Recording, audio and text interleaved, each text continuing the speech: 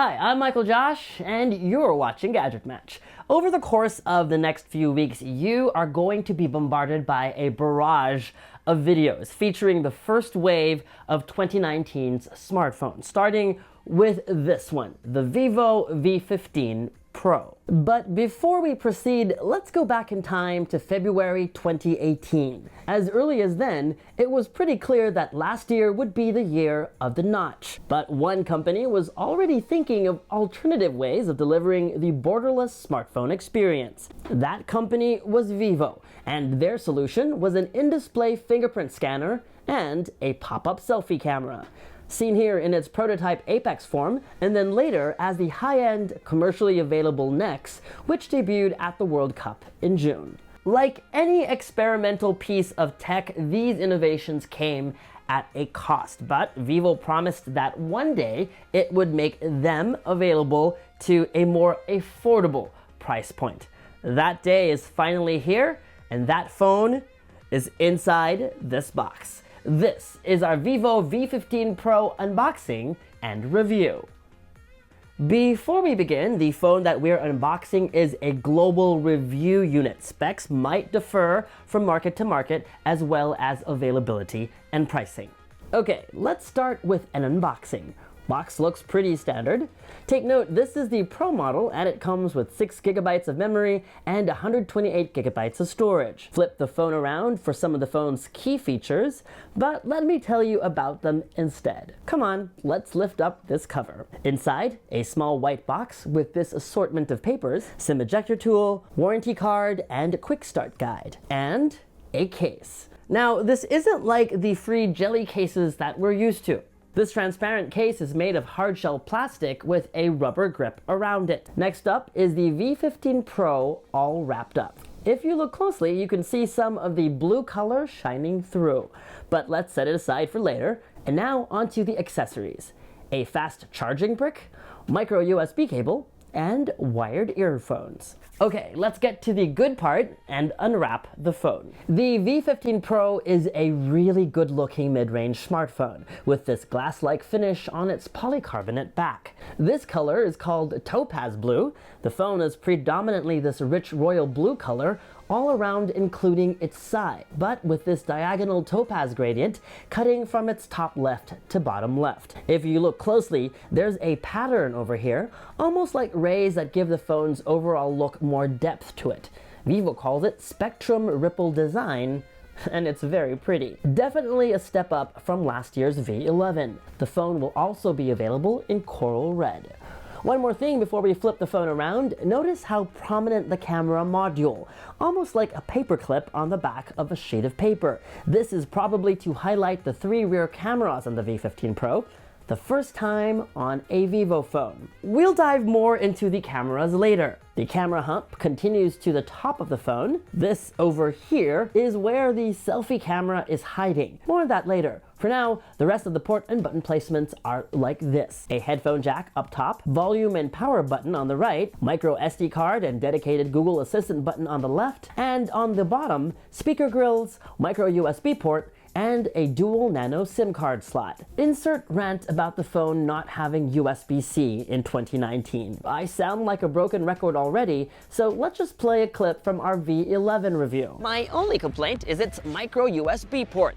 It's starting to feel antiquated, and I've said this over and over. I hope they listen. It really has to happen soon. Okay, now onto the front of the device. Look ma, no notch. Yep, this phone is all display. Maybe with just a wee bit of chin down below. I really do like how this looks and how symmetrical the forehead and chin. It's a pretty good display also. A vibrant 6.39-inch Full HD Plus Super AMOLED panel with nice rich colors and contrast. With this 19.5:9 aspect ratio, YouTube videos will have black bars on both sides, but you can pinch out to fill the entire display. Expect some parts of the video to get cropped. Netflix originals are wider and will fill more of the screen, but not all. Pinching out with 2 fingers will fill the screen completely, also with a smaller crop. Games like PUBG will also automatically stretch to fill the screen, but you can also go into settings and switch back to normal mode. More on gaming performance later. The screen is bright enough to be visible outdoors under the sun. Like its predecessor, there's a fingerprint scanner embedded under the display, and it's pretty quick. But you still have to press and hold for like a second for it to work. Vivo says this is the 5th generation of this tech, even if it's only been a year since we've seen it on phones. If you look closely, the earpiece is tucked away up here on the top edge of the display. This does not double as a speaker, so you don't get that stereo effect you get on some phones. The crowning glory of the V15 Pro has got to be its selfie camera, which is tucked away here. By default, you have to open up the camera app and switch to selfie mode for it to eject. But you can also use the selfie camera to unlock the phone with your face. Once set up, every time you press the power button, the selfie camera will pop up to identify your face. If there's a match, the phone is unlocked instantly. Now, the selfie camera on the V15 Pro has a 32 megapixel sensor, making it the selfie camera with the most megapixels to date. However, more megapixels doesn't always equate to better photos. Vivo has always had great selfies in its DNA, and this phone is no exception. But results are far from natural, even with AI beauty turned off, which for its intended market is the point. You can go into beauty mode and adjust everything from the size and shape of your face to your jaw, forehead, nose, eyes, and lips. Now, before you go on some rant, just because it's not your cup of tea or mine doesn't mean there isn't a market for it. Think of these as features that might appeal to someone who would use Facetune to improve their selfies. If you're one of those people, then the V15 Pro is definitely one to consider. Like on the V11, the V15 borrows the lighting effect features of the iPhone. Here, take a look. Portrait lighting, stereo lighting, loop lighting, rainbow lighting, and monochrome background. The resulting photos look like this. I actually don't mind rainbow lighting.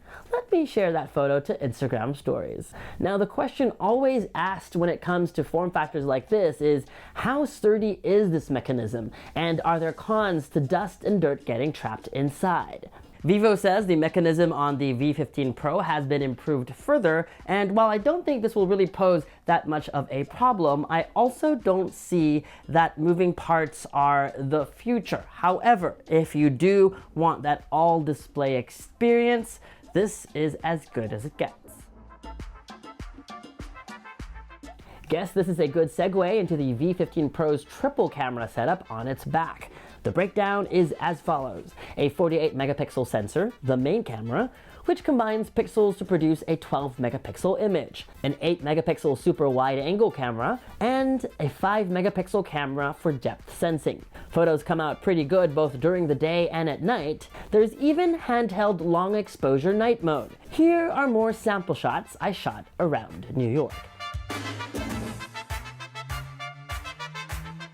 One of the V15 Pro's cameras is dedicated to measuring depth, and in our tests did a pretty good job cutting out subjects from the background.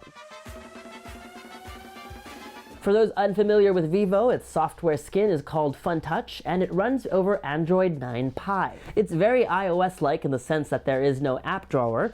You swipe right from the home screen for the widget screen, and swipe up from the bottom of the screen for the control center. I personally don't mind this Android skin. There are a few cool features, like using the phone's built-in video beautification for video calls on third-party apps. There's motorcycle mode for countries where this is the primary mode of transportation. The V15 Pro replaces the Vivo V11, released no more than 6 months ago.